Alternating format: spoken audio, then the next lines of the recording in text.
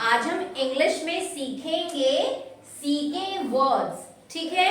Yes ma'am. यहाँ green board पर मैंने कुछ लेटर्स लिखे हैं। अगर इन लेटर्स के एंड में मैं सीके ऐड कर दूं तो मुझे एक नया शब्द मिलेगा, ठीक है? Yes ma'am. तो जो भी यहाँ पर शब्द बनेगा मैं आपको वो बताती जाऊंगी, उसका उच्चारण क्या है, उसका अर्थ क्या है। सभी बच्चे ध्यान से सुनिएगा। उसके बाद मैं बोलूंगी, मेरे बाद आप सभी बोलिएगा। तो जो पहले कॉलम में लेटर्स लिखे हैं उनके सामने मैं सीके लगाती जाती हूँ और जो भी नया शब्द बनेगा उसके बारे में आपको बताती जाऊंगी। तो सबसे पहले बनेगा किक। किक का मतलब होता है पैर मारना। जैसे बॉल आपके पास आती है फुटबॉल, तो आप उसको पैर से किक करते हो, या फिर आप किसी को पैर से मारते हो तो उसको हम बोलते हैं किक। उसके बाद है लॉक। लॉक का मतलब होता है ताला। उसके बाद है क्लॉक। क्लॉक जो दीवार घड़ी होती है, जो हम दीवार पे घड़ी टांगते हैं उसको हम बोलते हैं क्लॉक। उसके बाद है पिक। पिक का मतलब किसी चीज को उठाना, पकड़ना, उसको हम बोलते हैं पिक। उसके बाद है डक। डक का मतलब होता है बतख। सब बच्चों ने बतख देखी है? Yes ma'am. तो यहाँ पर बनेगा डक। उसके बाद दूसरे कॉलम में सबसे पहले बनेगा थिक।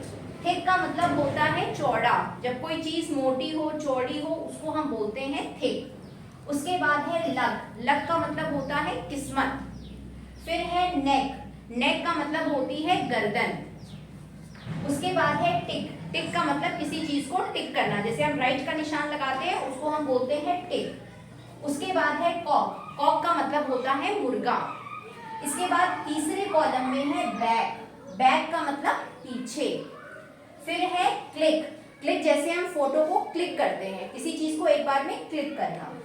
उसके बाद है ट्रिक। ट्रिक का मतलब युक्ति, किसी चीज की युक्ति निकालना, उसको हम बोलते हैं ट्रिक। फिर है क्रैक। क्रैक मतलब कोई दरार पड़ जाना। उसके बाद है पीकॉक यानी कि मोर।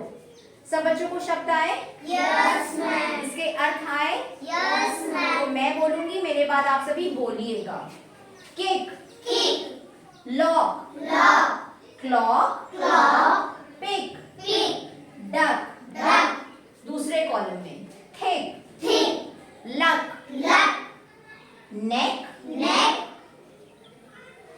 टिक, tick, cock, cock, back, back, click, click, trick, trick, crack, crack, peacock. Peacock. तो सब बच्चों को ये शब्द आ गए? Yes ma'am. तो सभी बच्चे जो भी शब्द बोर्ड पे बन रहे हैं इसको अपनी नोटबुक्स में लिख लीजिए। इसके आगे मैं आपको और शब्द बताऊंगी।